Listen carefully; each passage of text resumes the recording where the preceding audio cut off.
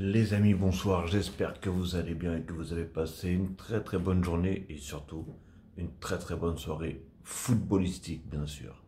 Bon, moi j'ai décidé de faire un petit débrief sur le match qui, bien sûr, déjà féliciter l'Italie pour la qualification pour la finale, bien sûr, et félicitations pour l'Espagne pour leur parcours et leur beau match aussi. Hein.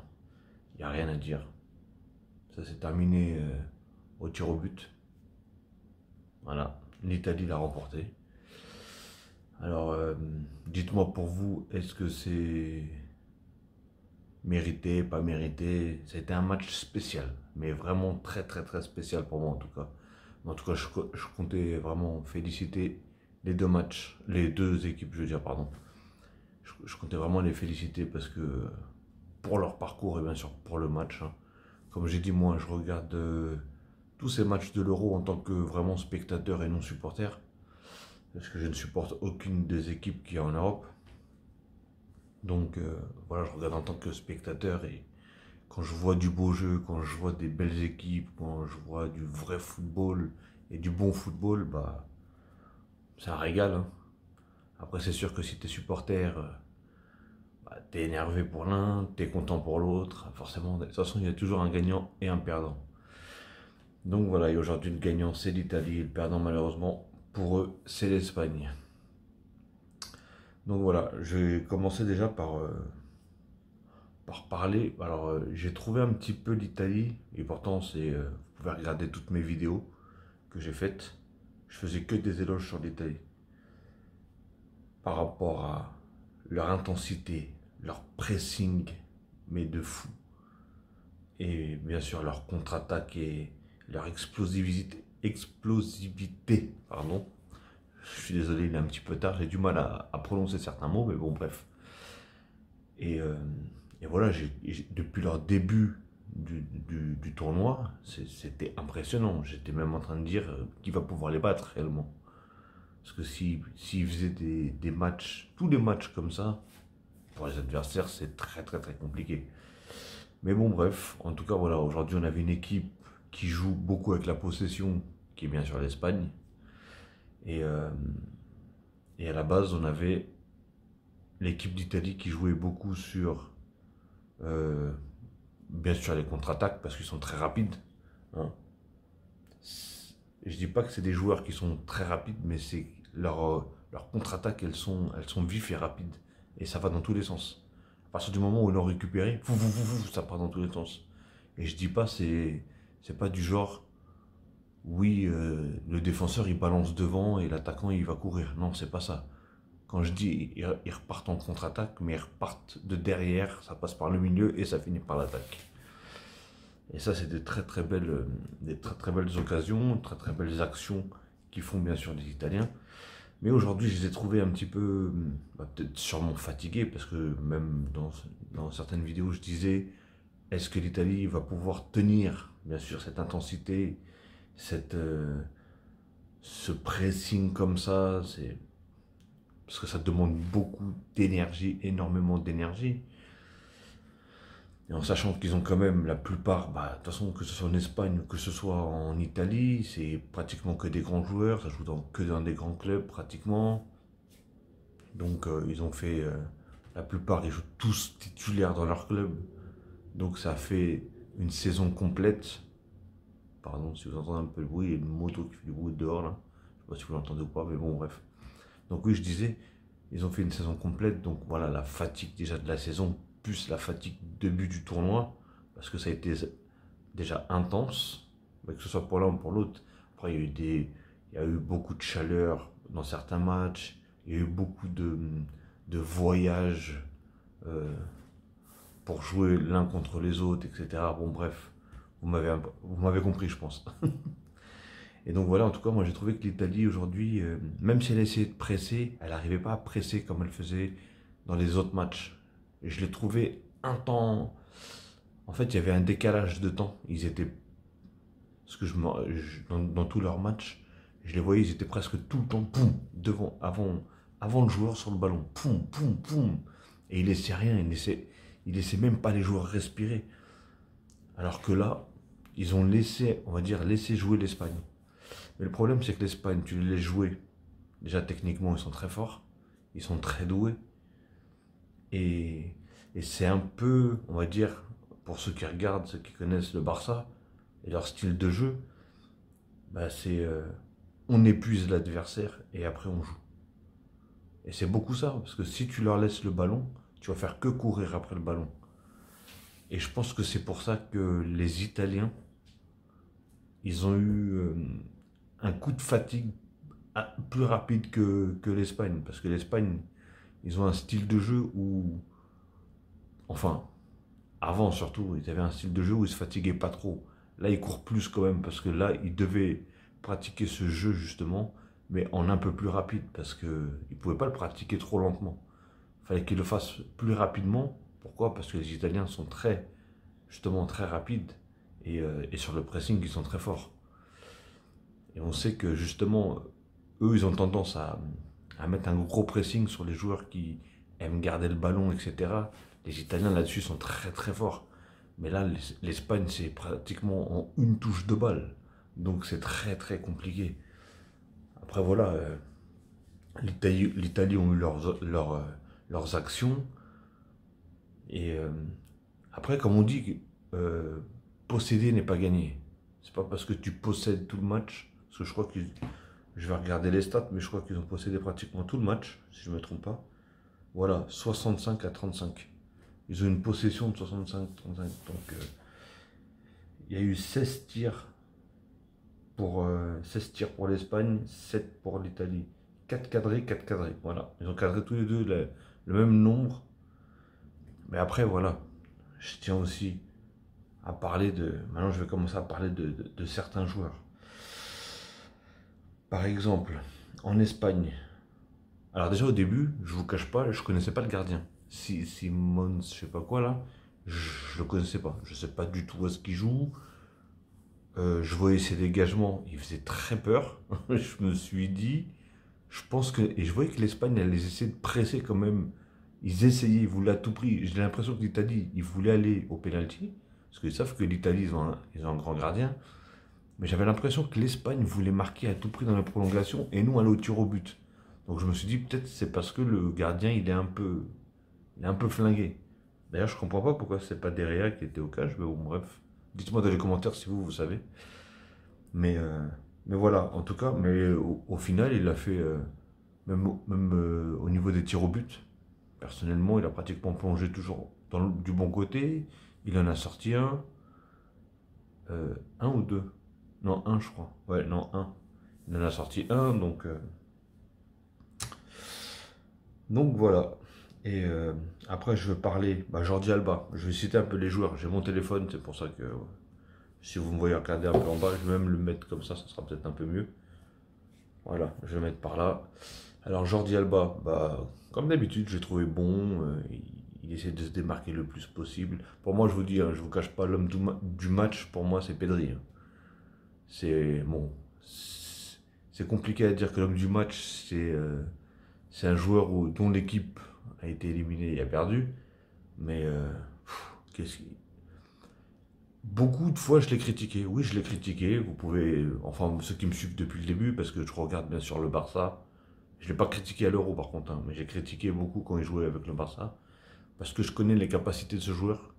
Je sais comment il joue et je sais de quoi il est capable surtout. Après, c'est vrai qu'il enchaîne énormément de matchs. Apparemment, il est déjà à 66 matchs dans la saison, ce qui est énorme. Après, vous allez me dire, oui, mais le gars, il est jeune. Mais jeune ou pas, au bout d'un moment, euh, ton corps, voilà. Hein. C'est sûr qu'il réagit mieux qu'un mec de 35 ans, ou de 32 ans, ou de 33 ans. Mais voilà, quand même, il y a des limites. Mais bon, bref, en tout cas, il a fait de bons matchs pendant l'Euro. Et là, aujourd'hui, il a fait masterclass. Et surtout que c'est même pas une question de, de passe, de précision, un truc comme ça. On connaît son talent. Hein. Il y en a même déjà qui le comparent à Iniesta, quoi que ce soit. Mais il faut arrêter avec tout ça. Il faut laisser ça de côté. C'est Pedri, tout simplement. Et pardon. Et donc oui, je disais que Pedri, il a fait un match pour moi exceptionnel, très très fort. Et pour moi, ça a été l'homme du match. Mais bon, bref, après Laporte et Garcia et Azpilicueta. D'ailleurs, je sais pas pourquoi Azpilicueta, je pense que lui aussi, hein, il doit être fatigué. Il a fait une sacrée saison. Ils ont été jusqu'en finale, ils ont même remporté la Ligue des Champions avec Chelsea. Donc je pense que là, il y a une accumulation de fatigue qui doit aussi, qui doit peser, on va dire, qui doit peser. Mais après, personnellement, moi, j'ai pas trouvé un mauvais joueur en Espagne, enfin, entre guillemets, parce que le joueur Oyarzabal, là, je sais pas où est-ce qu'il joue, je sais pas qui c'est, personnellement. D'ailleurs, je sais pas pourquoi ils n'ont pas mis Morata dès le début. Parce que Morata, j'ai l'impression qu'il a fait une espèce de Harry Kane. Au tout début, il n'y arrivait pas du tout. Et à partir du moment où il a marqué son premier but, il a enchaîné. C'est lui d'ailleurs qui, bon malheureusement pour lui, hein, euh, comment ça s'appelle, c'est lui qui égalise du coup et qui permet euh, à la sélection espagnole de continuer aux prolongations et jusqu'au tir au but. Mais malheureusement, en plus, c'est lui qui rate son tir au but. Bon, c'est dommage, mais après, hein, comme on dit, un penalty reste un penalty. Hein. C'est soit tu le mets, soit tu le rates. Et ça peut arriver. Parce que si tout le monde le mettait, si c'était si facile que ça, tout le monde le mettrait et c'est pas le cas. Donc voilà, mais là, l'autre, là, Oyarzabal, là, mais le nombre d'occasions qu'il a raté, le mec, je crois qu'il en a eu au moins 2 ou 3 devant les cages. Déjà, lui, il aurait pu tuer le match. Hein. Réellement, il aurait pu tuer le match. Mais non. Et il a bien fait de le sortir. Moi, je l'aurais même sorti déjà plus tôt. Parce que, après, ça peut être un très bon joueur. Hein. Personnellement, je ne sais pas qui c'est. Je ne le connais pas, je ne sais pas où est-ce qu'il joue. Mais ça peut être un très très bon joueur. Mais quand tu vois qu'un mec il rate autant, sors-le. Il faut le sortir vite. Parce que. Et après, ça peut arriver, comme je dis, ça peut arriver à tout le monde. Hein. Tu peux être pas du tout dans ton match, tu peux rater tout. Mais à partir de ce moment-là, sors-le. Rentre du frais. Rentre du frais. En plus, c'est un neuf, Morata, il est sur le banc. Hein. Et c'est pas, attention, hein, je défends pas Morata, je dis pas que Morata il est passé à côté de beaucoup de matchs aussi. Donc voilà. Et aussi, il y en a un autre, c'est Olmo. Olmo, après, voilà, techniquement, il est bon, il a l'air à l'aise avec le ballon. J'ai toujours dit que j'aimais bien les joueurs qui prenaient le risque et qui tentaient. Mais lui, c'est trop. Il tente trop. J'aimerais bien savoir c'est quoi son ratio tir et but. Parce qu'il doit avoir un sacré écart entre les deux. Parce que le nombre de tirs qu'il fait, mais il les cadre même pas. C'est ça le problème en fait. La plupart du temps, il les cadre pas. C'est fou quand même comment il... En fait, j'ai l'impression que c'est un Vinicius quoi. Il est bon, mais il arrive devant les cages et il plante pas. Et il marque pas. Il... Je sais pas. Après, je peux me tromper, ça peut être un excellent joueur. Lui-même, je sais même pas qui c'est non plus. Je sais pas où est-ce qu'il joue. Comment il s'appelle? Olmo. Je sais pas du tout comment. Je vais peut-être me faire des ennemis ce soir. Peut-être qu'il y a des supporters espagnols qui vont m'insulter. Non, ne m'insultez pas, ça reste une vidéo et ça reste que du foot. Mais voilà, lui, je trouve, et ça fait déjà 2 matchs que je regarde lui, et ça fait 2 matchs où je vois que le mec, il tue des mouettes, des pigeons, corbeaux, tout ce que tu veux. Là, ou il a peut-être un pote en dehors du stade qui lui dit, vas-y, envoie des ballons, j'en ai besoin pour chez moi, pour aller jouer un five, ou je sais pas, mais non, c'est incroyable. Après, il est bon, tu vois, on le voyait, il driblait, ils ont fait beaucoup de fautes sur lui, etc. Mais voilà, moi, j'avais un problème avec ça. J'avais vraiment un problème. Et j'ai aussi d'ailleurs un problème avec cette loi-là, cette loi qu'ils ont sortie sur les hors-jeux, là. Mais ils comptent siffler quand le hors-jeu une fois qu'ils sont rentrés au vestiaire ou c'est comment? À partir du moment où est-ce qu'il y a hors-jeu, siffle-le tout de suite. À partir du moment où le joueur il a touché la balle, siffle-le. N'attends pas que le joueur il a touché la balle, il court 40 mètres, il fait des sprints, il fait une passe, il tire, il marque, il fait 3 saltos pour lui siffler hors-jeu. Tu sais quoi ça? Je comprends pas cette loi. Et en plus, le pire, c'est que, ok, c'est peut-être la loi, mais c'est même pas fait dans chaque match. Parce que je vois des matchs où le hors-jeu est sifflé tout de suite, et il y a d'autres matchs, mais il laisse traîner pendant je sais pas combien de temps. J'arrive pas à comprendre. Et apparemment, c'est une nouvelle loi qui est sortie, qui sont obligés de finir l'action. Mais ça sert à quoi de finir l'action si leur jeu? Pourquoi tu vas fatiguer, tu vas laisser se fatiguer les joueurs? Le mec, il est en plein sprint, il est en plein... Je comprends pas. Bon, bref. En tout cas, après, c'est une loi d'histoire d'arbitrage ou je sais pas quoi, mais... Franchement, je comprends plus rien. Ils ont du mal avec les lois, à sortir des lois tous les 2 jours. Apparemment, maintenant, ils ont encore changé aussi l'histoire des mains, je sais pas quoi. Ils sifflent moins. Et d'ailleurs, oui, je pense qu'il y en a beaucoup qui doivent se poser la question, est-ce qu'il y a pénalty ou pas? Avec, je crois que c'est Chiellini, je vois, qui, quand il tombe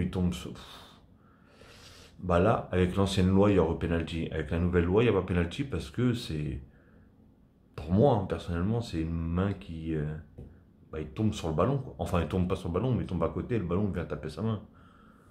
Mais ouais, je sais pas. Franchement, il y en a beaucoup qui vont dire qu'il y a peut-être pénalty. Mais après, ils ont même pas non plus trop insisté, les Espagnols, donc c'est que même eux, je pense qu'ils le savent qu'il n'y a pas pénalty. Après, peut-être, hein, je sais pas, moi, niveau corps arbitral, je suis pas doué, personnellement, et surtout les lois qui sortent les 2 jours, je comprends pas non plus. Bon, bref. Après, j'ai bien aimé Busquets et Coquet. Hein, Busquets, d'ailleurs, il a bien tenu, je trouve. Franchement, là, bah après, comme j'ai toujours dit, hein, lui, il est sur un canapé. À partir du moment où est-ce qu'il a la possession, il est sur un canapé. Hein. Et c'est un quarterback, le gars. Hein. Le mec, il te place des balles et des balles et des balles. Bon, après, vers la fin, vous voyez que la fatigue aussi commençait à s'installer au niveau de l'Espagne. Et on voyait que les centres, ils partaient dans tous les sens. Les passes, c'est pareil. Et je comprends pas aussi, c'est qu'ils veulent faire des longues passes, que ce soit l'un ou l'autre, hein, ils veulent faire des longues passes, alors que tu es à la 110e minute, mais que les mecs sont tous KO, tu veux faire des longues passes là, en profondeur, ça sert à quoi? Bon, après, c'est sûr que c'est des. On va dire que c'est des dégagements du désespoir, c'est des passes du désespoir. Où je pense que la plupart, ils attendaient tous que. Il y avait des tirs au but, parce que je pense que la fatigue, elle a vraiment pris un gros. Le dessus sur beaucoup de joueurs. Donc voilà, en tout cas, Morata, il a marqué quand même. Enfin, l'action était très belle. Et d'ailleurs, c'était avec Olmo. Donc voilà, il n'a pas fait que gâcher ses frappes. Il a quand même fait une belle passe. C'est pour ça que je dis, techniquement, il a l'air à l'aise avec la balle. Il a l'air bon quand même.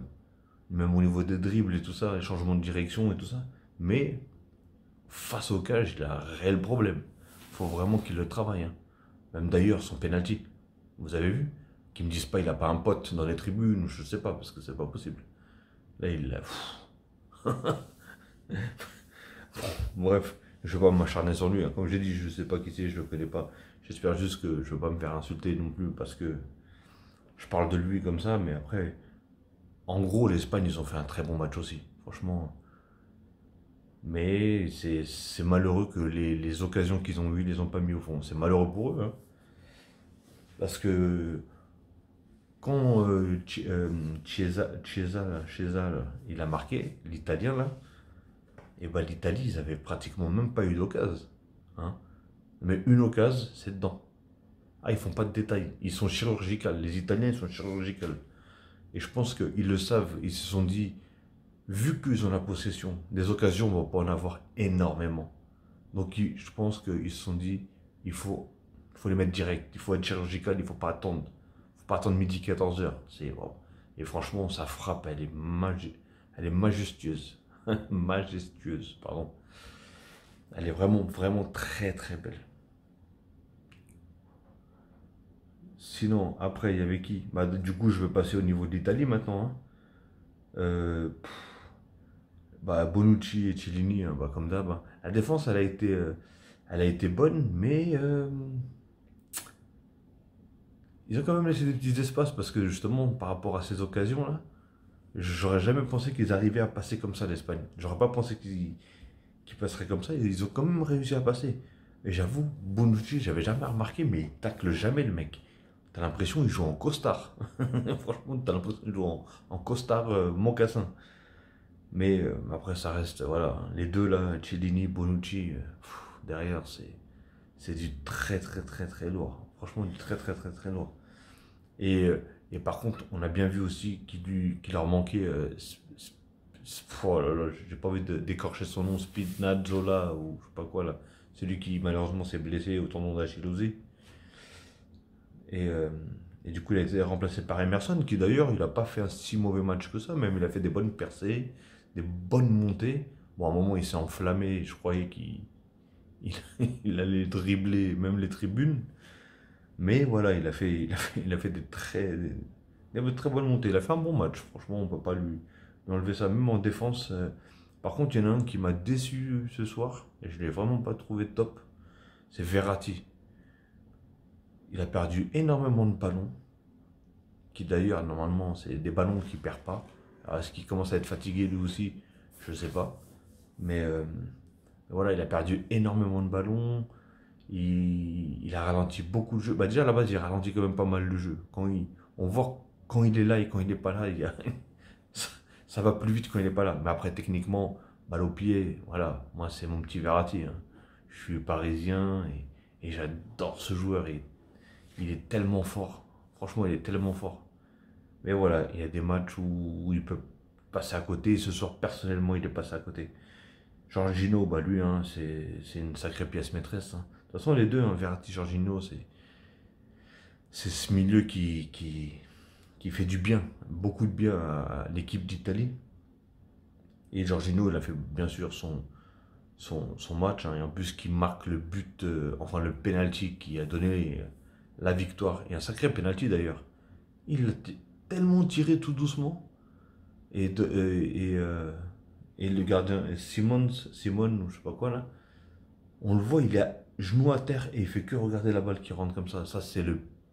Pff, je me demande si c'est pas pire qu'une panenka. Dites-moi dans les commentaires si ce tir au but là, si c'est pas pire qu'une panenka. Je, je pense que je suis gardien, je préfère me manger une panenka que ça.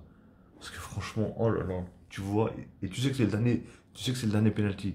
Et tu vois, et tu peux que suivre la balle du regard, et tu peux rien faire. Ton corps, il suit pas. C'est affolant, hein. Ah oui, même, voilà, il y a le défenseur aussi, Di Lorenzo, qui, qui a beaucoup sauvé aussi, hein. Franchement, il était. La défense, de toute façon, italienne, on peut pas elle est là, elle est présente, elle est là. À partir plus du moment où ils ont commencé à marquer le but, ils ont commencé à monter un petit peu, justement. Donc, non, c'était très très bien. Et Chiesa, voilà, le but parfait qu'il marque, hein. Et même, il fait un match, franchement, moi je le trouve très très fort ce joueur-là. Je le connaissais pas. J'entendais beaucoup parler de lui à la Juve. Mais personnellement, je ne le connaissais pas parce que je ne suis pas la Juve, tout simplement. Mais, mais voilà, il a fait un match, mais fabuleux. Immobilier, je l'ai trouvé un petit peu en dessous aujourd'hui. Mais ça va. Après, voilà, ils ont essayé de se démarquer, de se rendre présent. Mais même Insigne, non, Insigne, il a fait quand même pas mal de choses. Mais on voyait qu'il lui manquait son joueur arrière, là. Spinazzola, je crois qu'il s'appelle, ou un truc comme ça. Parce que on voit les automatismes qu'ils ont, les deux, quand ils jouent, hein. J'ai l'impression de voir un espèce de bon, c'est peut-être gros, mais un Messi, Jordi Alba au Barça, quoi. Par exemple, vous voyez. Où l'autre il joue, l'autre il déborde, l'autre il lui passe, l'autre il repart, voilà. Bon, sauf que, voilà, Messi joue plus de l'autre côté, mais souvent il aime bien jouer avec Jordi Alba sur son côté. Bah, là c'est pareil, les Insigne, ça se voit que les automatismes ils sont bons avec Spinazzola, je crois. Dites-moi dans les commentaires si je me trompe ou pas dans le nom, parce que là il n'est pas inscrit, donc j'ai du mal avec les noms.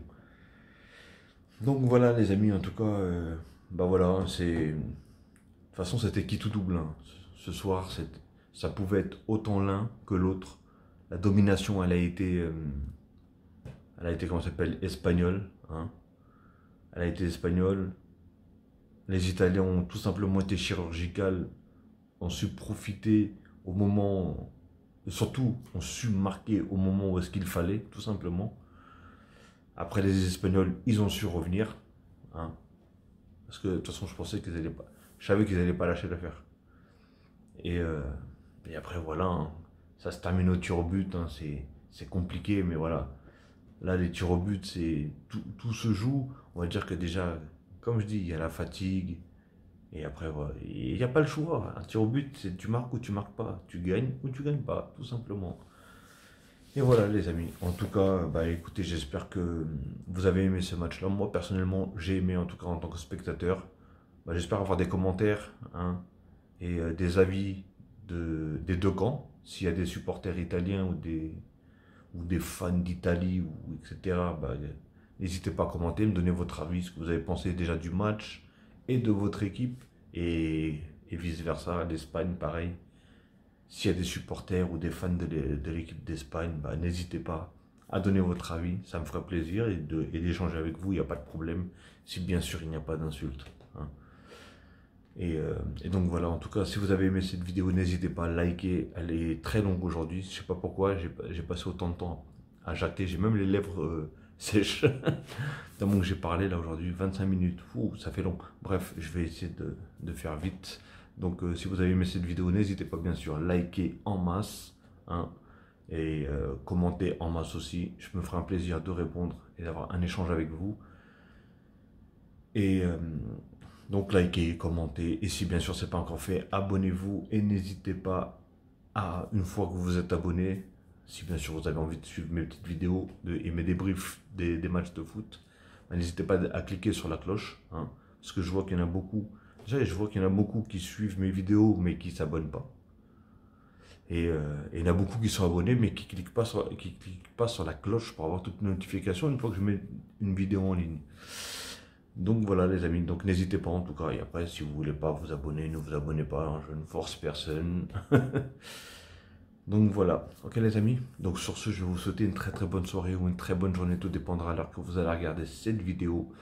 Et je vous dis, prenez soin de vous, prenez soin de vos proches, et bon courage à ceux qui vont bosser demain.